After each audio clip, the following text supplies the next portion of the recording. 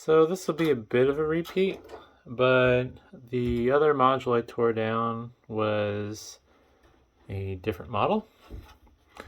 And this is out of a Cisco ASA 5585X firewall or security appliance. And this is the SSP-40 module. In the previous video where I tore down basically the whole assembly, I had a SSP-10 module in there. I don't expect there to be too big a difference, but for archival purposes, I thought people might enjoy it.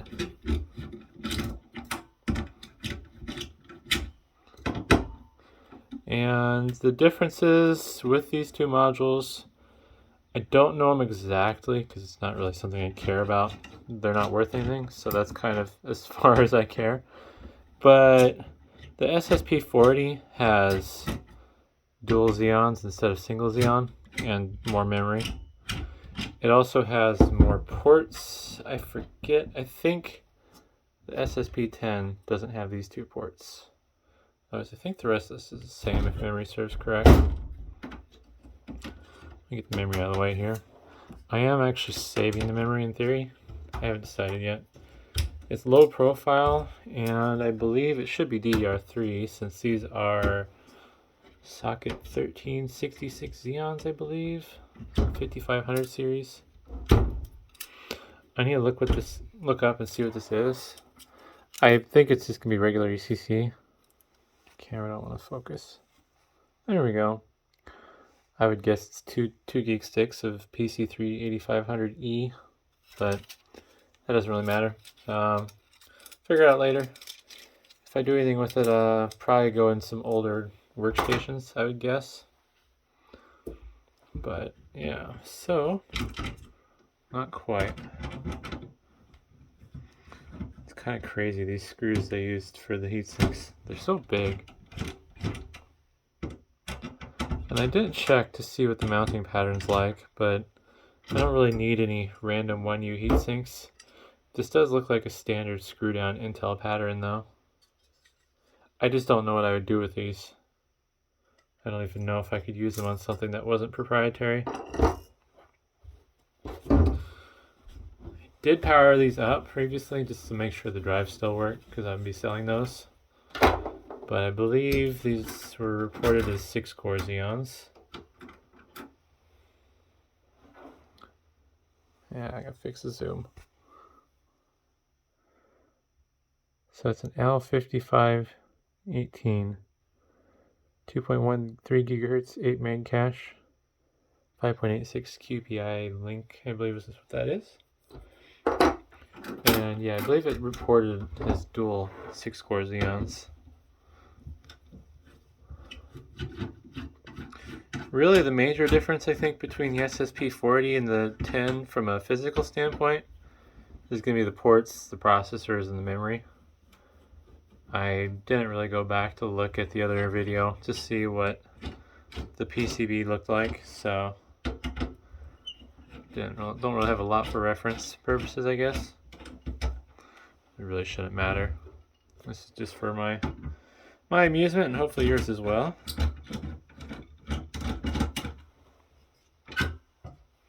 The other CPU. They're going to be matching, of course. Just going to wipe it off while it's in the socket. Get most set off though. It's a lot easier to clean them when they're, whoops, in the socket. Lots of stray thermal compound holding them in. I don't suspect those processors will be worth anything, unfortunately, but you never know. Alrighty. I'm gonna sit down so I have a better angle here.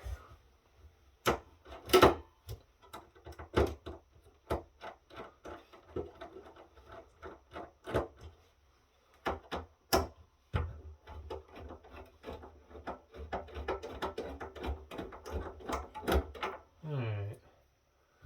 I'm gonna need a T10 for the front.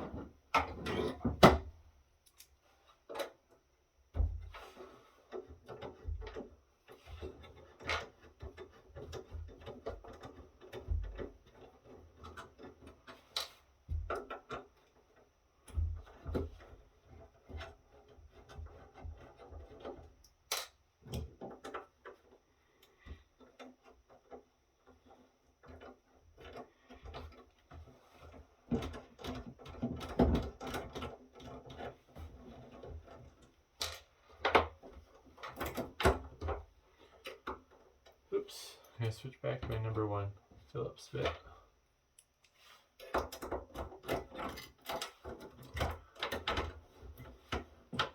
I do think it'd be cool to find something to repurpose these with, but the reality of it is that they really don't have any benefit these days. I was gonna hold on to one as a working unit just for the fun of it, see if I could learn how to use them. But the other problem is these things are just ungodly loud. And I don't think I have a use for these genuinely, so there's always that.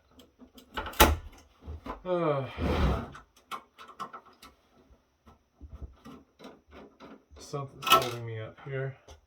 I think it's this faceplate. It needs to come off.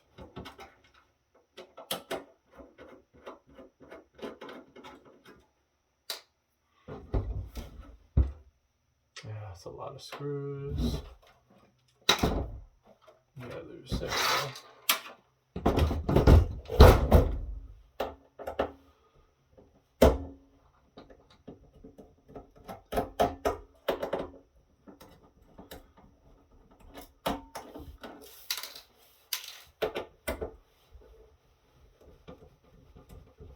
Need some good Loctite on these screws. They really stick. It'd probably go faster if I had my drill, but the drill is just so noisy.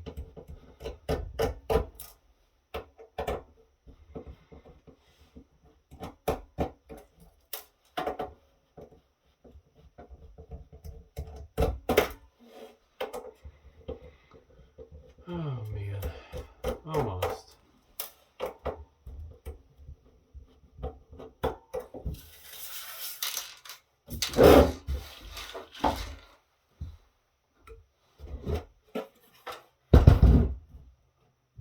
Maybe. There we go. That'll make tearing this part a little easier. And I will be saving these SATA cables. No good reason for it, but I don't know. I am trying to sell them in theory. Problem with a lot of this stuff is it just doesn't have any value in scrap, so never hurts to try. At least with things that could fail or get damaged, somebody could jam a drive in there or put it in crooked, or maybe something shorts out and melts the connector. But odds are some of the stuff that fails is very unlikely. There we go. Interesting thing about these is some of these are made out of stamped and bent steel, and some of these, the little side components, are steel, but this bottom plate here is aluminum. I don't know why, but it was something I noticed when I was working with this. It does have a CMOS battery, which I'm going to unceremoniously remove. And it has a ton of screws. Well, I guess I don't need to remove these screws though, because there shouldn't be anything on the bottom. Oh. Yeah, nothing. Holy cow.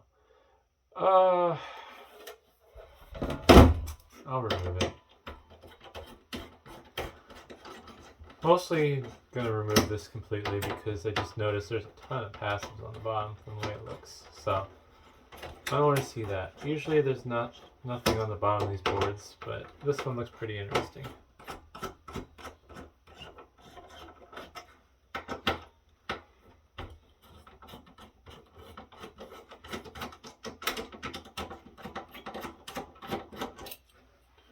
And just a heat sink. This probably is aluminum. Yeah. Well, let's pop off some of these heat sinks here. Oop. Unfortunately, it doesn't look like it's going to be readable on any of them because I used thermal epoxy to stick them down. Oof. I already have cut my fingers, so I'm trying not to add to it. Here's what I cut myself on. It's something dumb though, I believe. There we go. Yeah, screwdriver's not going to work too well here. Maybe from this angle. There we go. So the funny thing I've learned from doing scrap is if you need to pop the heat sinks off and they don't have any way to get under them, it doesn't hurt to leverage against something else. Because usually when you're popping these heat sinks off, it's for destructive reasons, so don't really care. Although I do miss the days when the scrapyard just let me throw them a whole box full of boards with chips on them and call it high grade, and you guys getting $3 a pound for everything. I think it ends up paying about the same now after sorting and removing heat sinks and stuff. It's more work. There we go. That's just a little SSD or flash storage that this boots off of. Unfortunately, it uses a little proprietary connector. It'd be kind of fun if it used something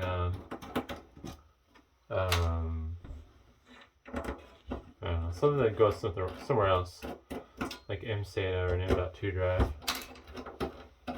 But I don't think this is quite new enough for MSATA or M.2 stuff.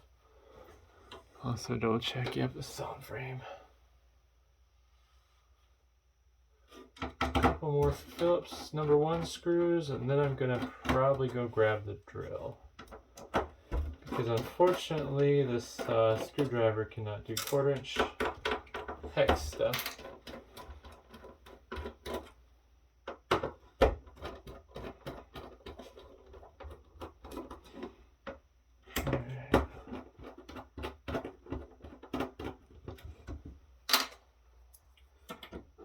Another interesting thing is the black thing towards the top right is a DC to DC power supply, I believe the correct way to term that. And well, it's stuck to the board pretty good, but I believe the label on the ones that were labeled said it was good for like 450 watts, which is crazy. Granted, it was at like 48 volts, so it's only like 9 amps. But I am going to, I don't know if that's 1/4". I think I'm just going to remove all these little hex screws off video and then I'll be back. Alright, well, it should be loose now. Hopefully I got all the screws. Nope. It's always one. There's like 20 screws holding this PCB down. I'll flip it over first. Look at the bottom. Yeah, it's just loaded with all sorts of passive components, mostly. It's just very busy. Little retention plates for the CPU heatsinks. But that's not the part of interest, though. Unfortunately, at the same time, I'm not going to be able to see a lot because of all this thermal epoxy. And these had plates on them, I thought.